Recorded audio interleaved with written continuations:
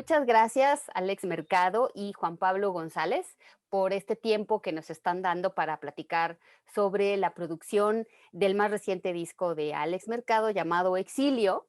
Y pues concibió y se produjo el año pasado en estos tiempos de confinamiento sanitario, ¿verdad, Alex? Así es, fue precisamente en medio de toda esta contingencia y era un proyecto que ya tenía planeado para el año 2020, un proyecto apoyado por el Fondo Nacional para la Cultura y las Artes, pero que no, de alguna manera no pudo desprenderse del ambiente que estábamos viviendo, de toda esta incertidumbre, el sentir de estar yendo de una vieja forma de vida hacia una nueva normalidad, esa transición que yo llamé y concebí en este disco como un exilio simbólico, pues al cual nos tenemos que adaptar para poder subsistir y a través del cual estamos descubriendo cosas nuevas, descubriendo nuevas maneras de crear, nuevas maneras de convivir, y de alguna manera estamos todos improvisando, ¿no? Con estas restricciones, estas circunstancias, pero sigue siendo una oportunidad para crear, para sembrar. Si en esta época no se puede cosechar, por lo menos podemos sembrar. Y este disco pues es un granito de arena para poder decir a la industria, al público, que tenemos que seguir activos y tenemos que seguir creando, aunque estemos en un periodo de precariedad que precisamente está representado por el desierto, ¿no? Y el viajero, pues somos nosotros, caminando sobre un desierto de incertidumbre hacia una esperanza que está representada por el sol, que pues esperemos que todos salgamos airosos de esta situación. Y bueno, lamentamos mucho también las pérdidas humanas, las pérdidas materiales, el exilio verdadero que mucha gente ha tenido que hacer al mudarse de la Ciudad de México, por ejemplo, regresar a sus lugares de origen, en fin, muchas cosas que decir, muchas cosas que pensar, y bueno, traté de plasmarlo en este disco Exilio, en el que participan Gabriel Puentes en la batería y Israel Kupich en el contrabajo. Gabriel ya había estado conmigo en The Watcher y ambos grabaron paisajes ahí también en Estudio 13. Y bueno, por supuesto que para este disco volví a llamar a mi querido amigo y excelente ingeniero Juan Pablo González, quien ya estuvo a cargo de tres grabaciones mías, desde Convergencias en 2018, Tesoros Escondidos 2019 y ahora Exilio en 2020.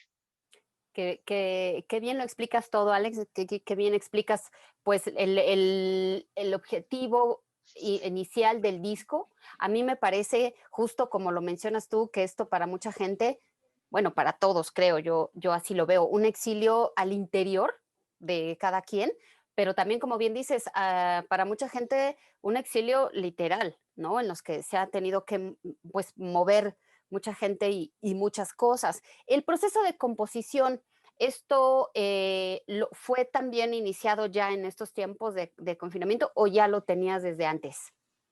Todas estas No, composiciones.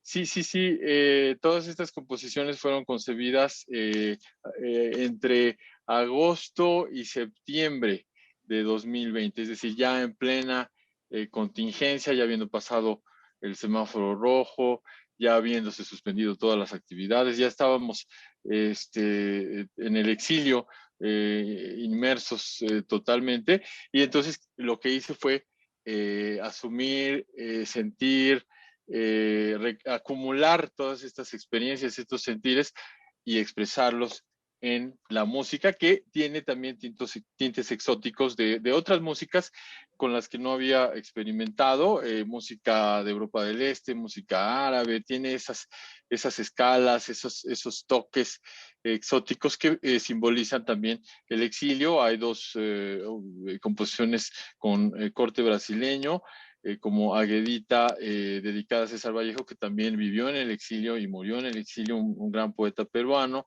y Río de Oro, que simboliza la arena, representa la arena como elemento fugaz, que se nos escapa de las manos, así como el tiempo, ¿no?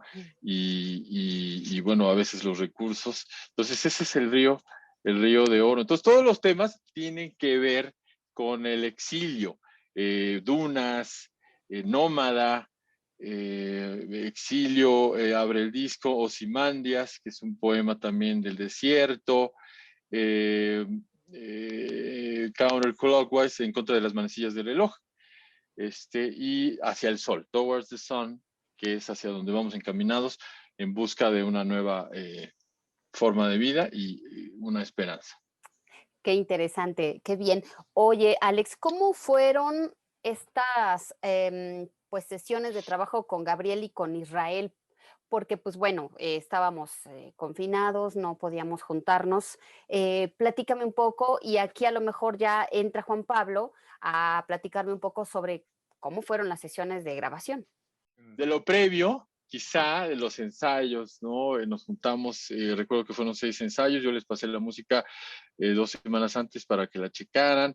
Y bueno, pues fue una música que maduró en esos ensayos, nos compenetramos cada vez más dentro de las formas de las rolas, expresándonos dentro de esa forma. Como nos invita siempre el jazz y la composición, tenemos que adentrarnos a la forma para poder expresarnos libremente y no, de alguna manera, no incorporar otras cosas de otras músicas o de otras canciones, sino interpretar la pieza. Entonces eh, llegamos al estudio precisamente el 23 de octubre de 2020, habiendo ya convocado por supuesto a Juan Pablo González, en quien confío plenamente. Era la primera vez que grabábamos a trío, ¿verdad, Juan Pablo? Sí, bueno, primero que nada, hola a todos y gracias por la invitación, Nisa y Alex, a esta plática. Y sí, efectivamente ya habíamos trabajado algunos discos, o ya había trabajado con Alex en el pasado. El de Tesoros Escondidos había sido pues únicamente piano, piano solo.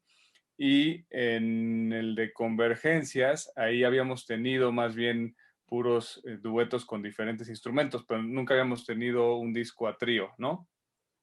Sin embargo, pues a través de los años y de las pláticas y pues toda pues el vínculo que ya tengo con Alex y hemos tenido, que además me gusta mucho trabajar contigo, Alex, y siempre con los músicos con los que trabajas, pues ya más o menos conozco y hemos platicado lo que se espera del sonido y qué es lo que le gusta a Alex, qué es lo que te gusta, cómo queremos que suene el disco, ¿no? Pero pues de todas formas siempre es importante hablar previamente un poquito pues de qué va este disco, cuál es no solo el sonido, sino el concepto musical, que pues ahorita ya lo platicó Alex, que pues además es muy claro, ¿no? Era muy claro en esta época. Y sobre eso poder plantear un sonido y un ambiente sobre el cual se va a trabajar para el disco, ¿no? Entonces eso fue muy importante en un principio y pues digamos después ya nos vimos, pues ya nos vimos hasta el estudio realmente, en donde pues también no sé si o no lo hemos platicado, pero pues se grabó el disco en un día, ¿no? O sea, fue una sesión todo el día, que digo, siempre es un reto, pues porque grabar fueron 11 canciones en un solo día pues tiene su nivel de complejidad, Por ¿no? supuesto.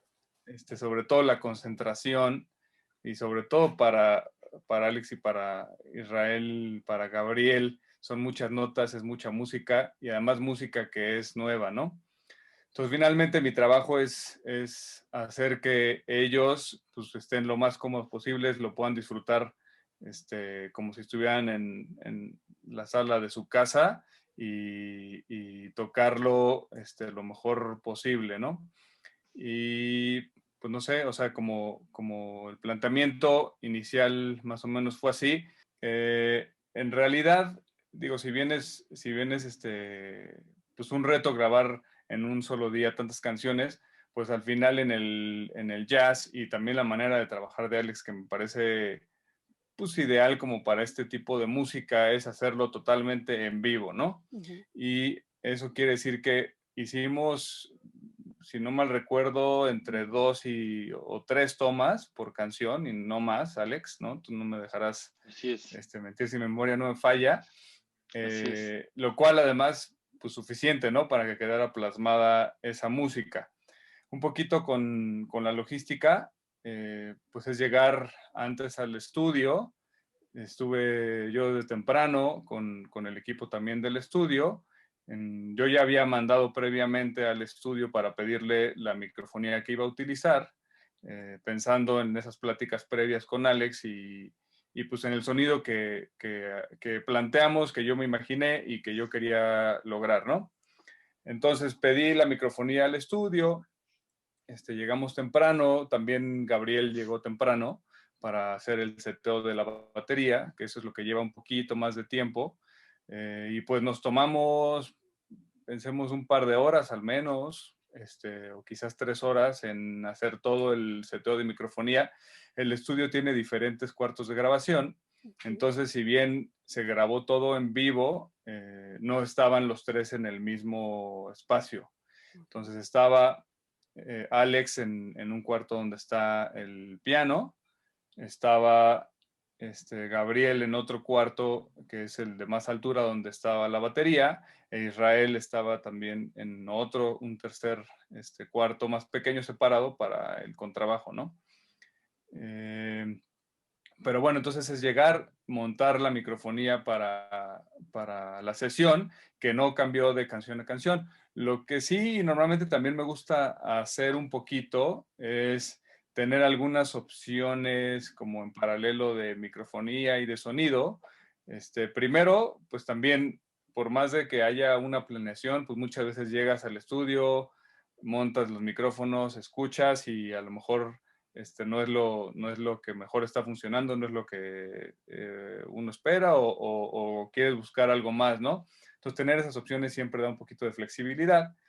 Específicamente, por ejemplo, con el piano, siempre me gusta trabajar no solo con un set de microfonía, sino con varios. Y entonces, pues es montar esto. Esto permite también, entonces, para que en la postproducción se pueda, por ejemplo, de canción a canción cambiar un poquito el sonido de algún instrumento, ¿no? Sin embargo, para este disco fue mucho más directo y mucho más consistente a lo largo de todo el disco y todas las canciones, el sonido.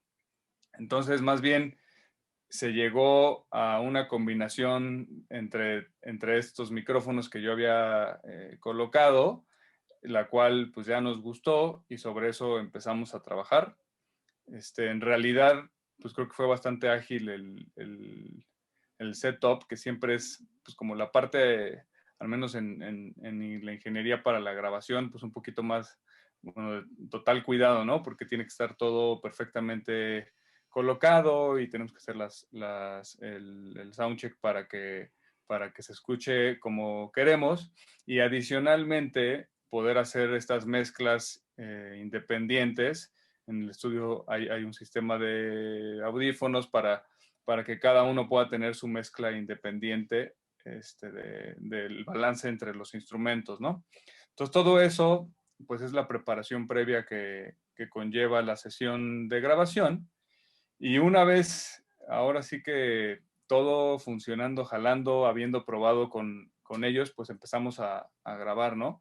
Incluso hablamos de que dentro de las sesiones de planeación habíamos platicado el estar escuchando o no escuchando tanto las tomas, ¿no? Porque muchas veces lo que sucede es, ok, vamos a hacer la primera canción, se graba a lo mejor 1, 2 tomas, a lo mejor las queremos escuchar, vamos a ver cómo está sonando, etcétera, o hacemos una tercera toma, volvemos a escuchar y entonces empieza un proceso de decisión ahí en el estudio, ¿no? Que pues digamos que aquí queríamos minimizar un poquito eso, ¿no, Alex? Como para tratar de agilizar la sesión y más bien un poquito después, ya con la cabeza un poco más fría, poder hacer pues, ese proceso como de selección, ¿no? Entonces fue bastante ágil ya una vez encontrado el sonido, el proceso de grabación. También estuvo la gente de video que participó. Si no mal recuerdo, fue la primera parte del día, Alex. Se grabaron algunas canciones para el video y después continuamos con otras. Entonces también el hecho de tener a la gente de video en el estudio es un tema que se tiene que coordinar súper bien para no perder tiempos en el estudio y sobre todo para no perder los momentos del artista, ¿no? O sea, de los músicos, que eso es lo más importante en el estudio. O sea, no podemos estar, o no puede estar, en este caso, el trío listos para hacer una toma y tienen ese momento y por algún detalle externo a ellos tres, tener que parar la sesión, ¿no? Entonces, eso es justo lo que no queremos y no podemos hacer para que fluya. Obviamente, pues ya cuando ellos necesitan tomar pues algún pequeño break o lo que sea, se hace, ¿no? Y en eso, bueno, me gusta mucho trabajar con Juan Pablo, porque también él se involucra mucho no solo en la ingeniería, sino en la producción. Es decir, son un par de oídos que siempre están pendientes de la música, que siempre priorizan a la música por encima de cualquier cosa, y siempre está opinando sobre cómo salió la toma. Muchas veces los músicos estamos tan inmersos en la creación de la música que no nos damos cuenta si salió bien, no nos damos cuenta si hay que corregir algo. Y en ese sentido, Juan Pablo es muy, muy bueno porque se involucra, ¿no? A veces hay ingenieros que, bueno, simplemente hacen su labor, la hacen muy bien, pero que no dan ese extra de involucrarse en la producción musical, ¿no? Al final de cuentas, la ingeniería es un vehículo para que la música suene lo mejor posible. Comenta Juan Pablo que no hicieron muchos cambios de microfonía, pero sí me gustaría que hablara como de esa microfonía base que usaste. Claro. Sí, bueno, y por aquí tengo como la sesión y algunas notas que yo llevaba previo a la sesión y que tomo también durante la sesión de grabación. Claro. Pero bueno, así, digamos, en cuanto al sonido general, platicamos Alex y yo desde antes, que fuera lo más cercano posible. O sea, hay muchas maneras de grabar y muchos sonidos diferentes. En el jazz a lo mejor hay menos, o históricamente menos variantes, por así decirlo. Sin embargo, por ejemplo, si vemos el jazz de grabaciones pues como del siglo pasado, más viejas, de mediados del siglo, o principios incluso, hay un sonido mucho más, obviamente, como fue a los principios de las grabaciones de audio, con mucho más cuarto, un poquito más difuso, por así decirlo, y menos directo a los instrumentos, menos cercano, ¿no? Sin embargo, ya como un sonido de jazz más moderno, es el que a nosotros nos gusta y a Alex le gusta que sea como mucho, mucho más cercano y directo el sonido del piano y de los diferentes instrumentos, como si estuvieras ahí sintiendo y tocando los instrumentos, ¿no? Muy, muy real, muy cercano, muy directo, Okay. muy, muy vivo, sin demasiada reverberación y sin demasiado cuarto, ¿no?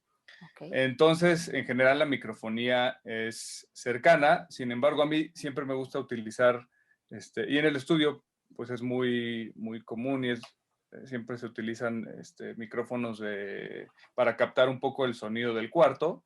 También pensando que el cuarto pues ayude a ese sonido, ¿no? No en todos los cuartos vale la pena hacerlo, ¿no? Pero pues en un estudio con esta calidad, pues sí vale la pena hacerlo y si la producción lo permite, ¿no? Entonces, por ejemplo, para el sonido del piano utilicé unos micrófonos de condensador, unos Neumann M149 y unos micrófonos de listón de Ribbon, que se llaman Roger 121.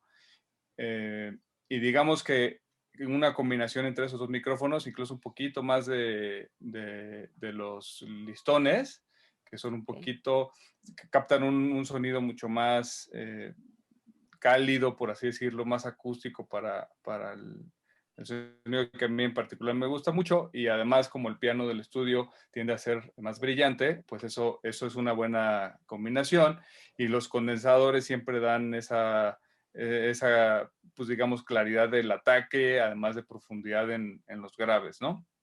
Entonces, en general, el sonido del piano es una combinación entre esos micrófonos. Además, puse otros micrófonos en el cuarto, no tan lejanos, sino más bien pues bastante cercanos, no sé si a lo mejor a unos 2 metros o algo así del piano, o sea, que captan un poquito el sonido desde como si estuvieras parado frente al piano. Ok. Y ese micrófono siempre me gusta añadirlo un poquito, hacer una combinación ahí porque le da un poquito de espacialidad sin perder esa cercanía que se quiere, y que además a Alex le gusta mucho ese sonido, pues muy, muy cercano, muy vivo, muy brillante incluso del piano, ¿no? Para el contrabajo, me gusta utilizar micrófonos de bulbos de condensador. Entonces puse 2 micrófonos, uno en la parte de, pues digamos, abajo, un poquito a la altura de las Fs o por ahí, y uno más arriba, más cerca de la mano, como para captar el ataque del contrabajo. Eso es normalmente lo que hago con un contrabajo. Además, esta vez sumé un micrófono también de listón, como para, pues sí, te digo, me gusta a mí mucho ese sonido y captar esa parte como mucho más acústica del instrumento, ¿no? Entonces fue una combinación prácticamente de esos 3 micrófonos. Y para la batería, sí, utilicé también como diferentes variantes. En la batería más suelo utilizar combinaciones para bombo y tarola de micrófonos de condensador con micrófonos dinámicos. Pues tenía un micrófono dinámico en el bombo, y uno de condensador un poquito más lejos, ¿no? Para captar ese ataque, esa claridad, que además, pues Gabriel es un baterista que le gusta mucho ese sonido, mucho más acústico, menos procesado, menos con los súper graves de una batería más moderna, por así decirlo, más pop,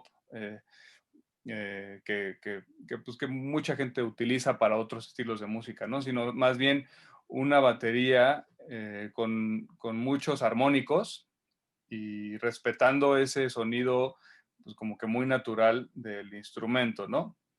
Entonces eso lo logré con esa combinación de micrófonos para bombo tarola, también puse un micrófono abajo en la tarola.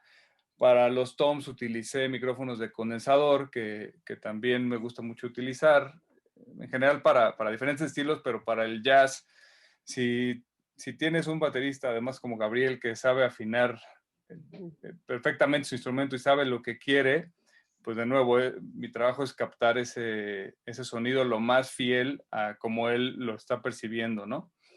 Que eso es además, entre paréntesis, importantísimo, porque siempre en las grabaciones, pues muchas veces se suele pensar que no, pues que este micrófono y que este otro micrófono, o que si en la mezcla le vas a hacer A, B y C, ecualizar, comprimir, etcétera, a poner efectos y demás.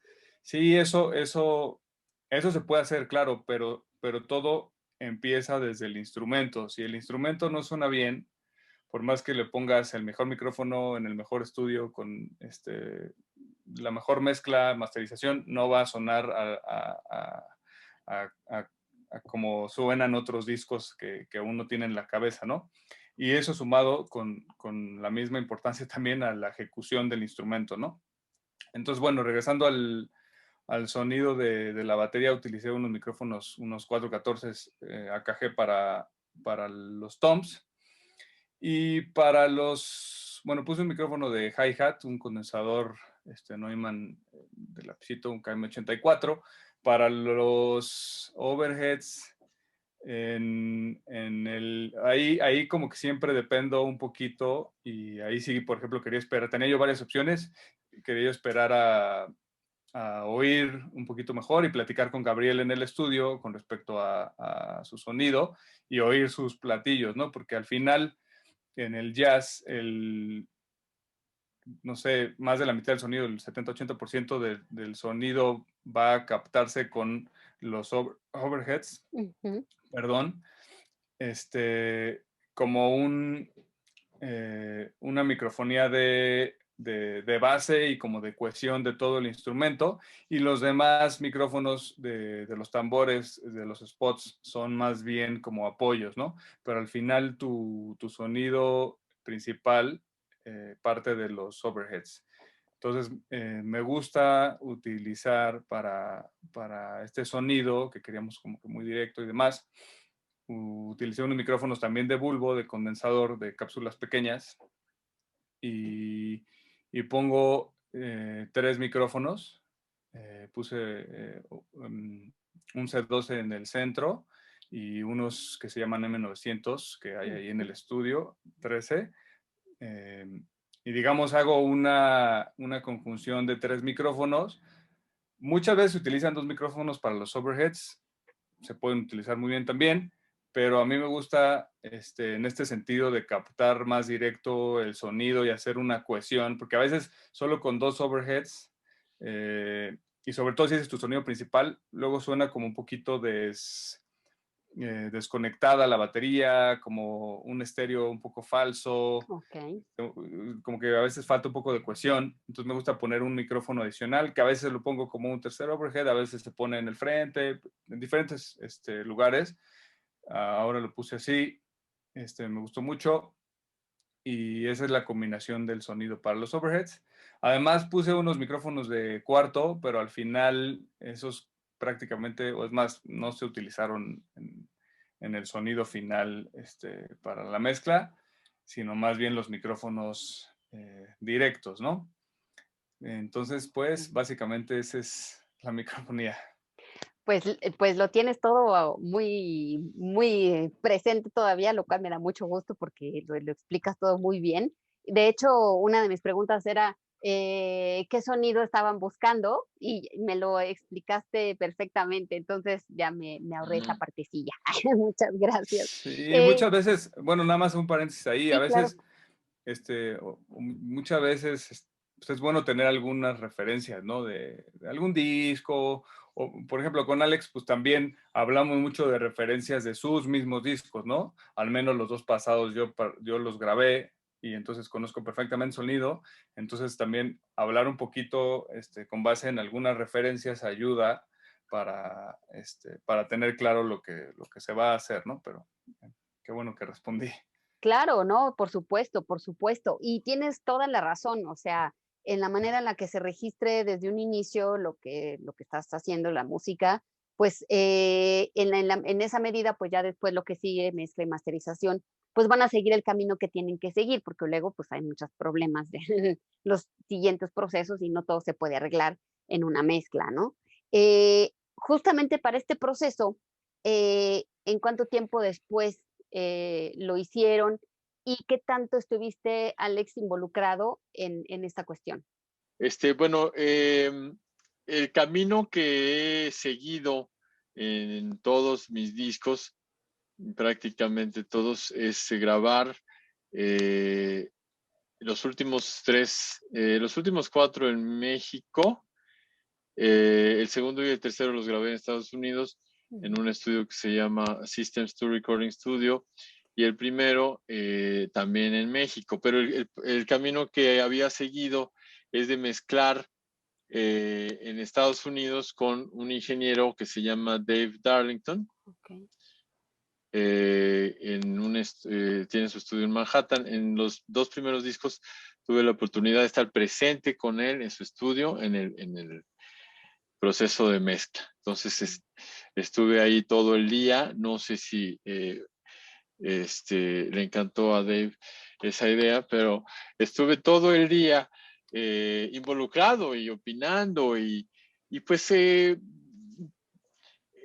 tuve una lección muy importante en el primer disco porque pues yo no sabía exactamente el sonido que quería al final, ¿no? Uno como músico no tiene, por supuesto, la experiencia que tienen Juan Pablo y que tiene Dave. Entonces, me acuerdo que le dije, bueno, súbele tantito al piano al final porque se me hace que tiene que sobresalir. Y él me decía, no, es que el trío tiene que sentirse como un organismo Como un único. solo, exacto. Exacto, como no tiene que haber ningún instrumento que destaque, se tienen que fusionar a la perfección.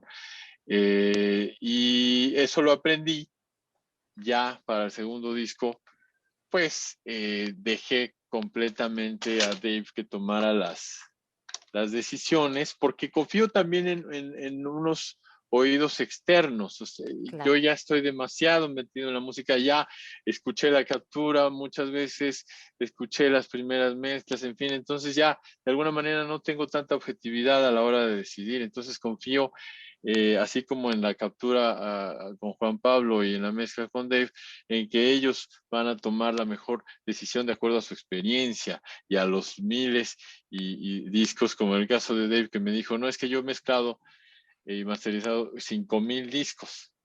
Ok. Entonces, realmente no hay competencia contra eso. Y otro consejo también es que seguí también en exilio, es no, eh, pues tratar de no hacer escuchar la mezcla a muchas personas. Ok. ¿No? Al único que se le hizo escuchar fue a Juan Pablo para que me diera su opinión, pero a los músicos eh, siempre me freno porque mientras más opiniones haya, se vuelve más difícil llegar Claro. a un acuerdo. Entonces, como productor, eh, pues tengo que tomar esa decisión que he tomado en el pasado de yo ser el único que escucha, confiar en el ingeniero de mezcla y que él determine cuál es la mejor mezcla. Obviamente me da una primera mezcla, después me da una segunda mezcla, o me da la opción de comentar y de hacer peticiones para hacer una segunda propuesta, ¿no? Ujú. Pero casi siempre me gusta la primera que hace Dave, a menos que haya algún errorcito de información, como en el caso de Convergencias, que tuvimos que volverle a mandar la sesión porque había un errorcito de parte cuando él trató de exportar la primera mezcla, hubo un error de información. Entonces, pero si no es eso, yo confío plenamente en Dave y este fue el caso. Ok. Eh, y bueno, platicando con Juan Pablo, pues le mostré la mezcla y le gustaron mucho unas cosas, algunas cosas tenía una opinión diferente y de alguna manera pues tuve que eh, Como, tomar una decisión ok. sobre la mezcla final, ¿no? Que si hay que Ok. subirle al bajo, que si el color del piano, por ejemplo, el color o la manera en que utilizó la combinación de los micros que puso Juan Pablo, la manera en que reguló los niveles de cada micrófono, más cuarto, menos cuarto. Yo siempre le digo a Dave el sonido, así como a Juan Pablo, qué es lo que quiero, un sonido cercano, un sonido brillante. A veces me pide referencias también de discos anteriores y él, como ha mezclado todos mis discos, también sabe lo que me gusta. Ok. Obviamente depende mucho del estudio. Recuerdo, por ejemplo, el sonido de Simbiosis, que es mi segundo disco, es diferente a Paisajes, a pesar de que sea el mismo ingeniero de mezcla, ¿no? Ujú. El Paisajes, el ingeniero de grabación fue Orson Ramírez, Ujú. pero por el que es otro piano y es otro espacio y es otro tratamiento, otra microfonía, otra manera de colocar los micrófonos, en fin, el sonido, a pesar de que quisiera que fuera igual, por ejemplo, a un disco, es imposible. Entonces, tiene uno que llegar a un compromiso o a una aceptación y a sacar el mejor sonido posible con las circunstancias que se tienen. Y pues creo que estoy muy satisfecho con el resultado. Y bueno, ya estos procesos ahorita y sobre todo con este confinamiento que vivimos fuerte el año pasado, pues ya todo fue a distancia y esto, Exactamente, ¿no? yo le mandé la sesión, Juan Pablo. También hay que mencionar que hicimos una sesión de edición en el estudio de Juan Pablo. Mm. Dejamos cualquier detalle, hicimos lo mejor posible para perfeccionar pues algunas partes de la música y por supuesto también para limpiar las tomas, para que Dave se concentrara en la mezcla puramente y le envié todos los archivos, toda la sesión que Juan Pablo me hizo el favor de organizar en un enlace de Dropbox. La abre Dave en su estudio y en un día, prácticamente en 2 días, ya tiene terminada la mezcla y la masterización. Ah, la masterización también lo hizo él. Ok, ok. Entonces, Así es. todo este proceso además fue muy rápido porque te los mandas, te los regresa, a lo mejor haces algunas observaciones, se lo vuelves a mandar y te lo regresa y queda la mezcla, ¿no? Exacto, me regresa el máster y ya nada más hay que imprimirlo, que también a veces es un rollo, si se va a sacar digital el material o si se va a imprimir el disco, si se va a maquilar el disco. En el caso del Fondo Nacional para la Cultura y las Artes siempre solicitan que haya una maquila física del disco, entonces por eso aquí lo tenemos, pero bueno, ya está también en todas las plataformas digitales. Exacto, exacto. Respecto justo al objeto físico del disco, que la verdad siempre es muy bonito tenerlo, bueno, a mí me gusta mucho tenerle esa parte física. Ahorita con estas cuestiones todavía de limitaciones en cuanto a conciertos, ¿cómo va a ser la distribución del disco físico? Bueno, este disco físico no tiene distribuidora en México, es decir, lo distribuyo yo y he tenido que hacer uso de las plataformas de envíos. Okay. Ahorita está distribuyéndose en Claro Shop, entonces cualquier persona lo puede ordenar en formato físico en Claro Shop con envíos a toda la República. Ya cada vez menos se está requiriendo el disco físico, la mayoría del consumo es digital y de alguna manera pues es bonito tenerlo y sí se pide, por ejemplo me escribió una persona en Japón que sabía que había sacado un nuevo disco y me dice que lo quiere físico, ¿no? Y le digo, bueno, pues es que no se distribuye en Japón, te lo tendría que mandar yo, pero el envío saldría muy caro o si es por correo normal, ahorita con la contingencia se vuelve más complicado por las restricciones y las filas que hay que hacer y entonces le digo, mejor vamos a esperar y te cotizo el envío más adelante. Entonces, todos los artistas independientes tenemos que malabarear todas estas posibilidades de distribución, pero siempre a través de las redes sociales se pueden acercar a nosotros y podemos incluso, hago hasta entregas personalizadas en la Ciudad de México Mm. cuando me queda en ruta, entonces siempre hay maneras. Y mientras tanto, pues los invito a que escuchen las redes sociales, más bien las plataformas digitales. Lo acabo de subir también a Bandcamp, que Ok, no había experimentado, pero está prácticamente en todas ya. ok, perfecto. Me parece muy bien que tengas esa diversidad de distribución y de envío y de escucha y todo esto. Ya para ir concluyendo, eh, ahorita sé que es muy difícil hablar de una gira, por supuesto, de presentaciones en vivo y todo, pero ¿cuál sería el plan para pues darle seguimiento al disco en lo que queda del año? Dependemos de muchas cosas, ¿no? Pero ¿has pensado en esto? Bueno, afortunadamente pudo presentarse presencialmente en el Centro Nacional de las Artes el 14 de diciembre en el Auditorio Blas Galindo, y también precisamente para satisfacer la necesidad de llegar a más personas y de que el disco tuviera más alcance, hubo un concierto con Yamaha de México, una presentación virtual en la cual también participó Juan Pablo como ingeniero, y Ariel Barajas en el video, y fue un equipo muy bueno que colaboró con mucho éxito para que esta presentación llegara a muchas personas. Tuvo un alcance de 15,000, 20,000 personas, 15,000, 20,000 reproducciones en Facebook, y se transmitió simultáneamente en la página de Yamaha de México, que también es mi patrocinador.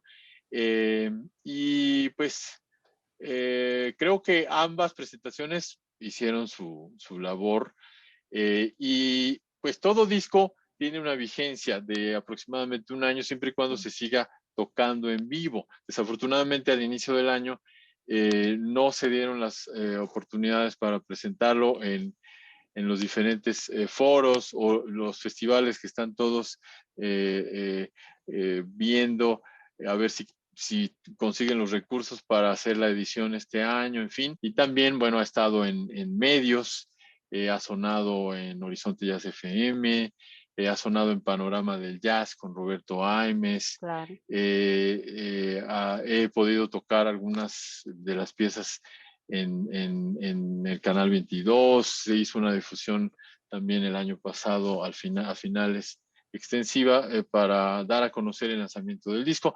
Así es que la gente pues está consciente de que este disco es nuevo, y pues esperemos poder tocarlo en vivo. Ya nos urge tocarlo en vivo. No sé si hay alguna otra cosa que quisieran comentar. Está muy interesante el trabajo, como todo lo que hace Alex, muy bien hecho, muy planeado. A mí también me gusta Gracias. mucho cómo trabaja y cómo hace las cosas. No sé si hubiera alguna otra cosa que quisieran comentar.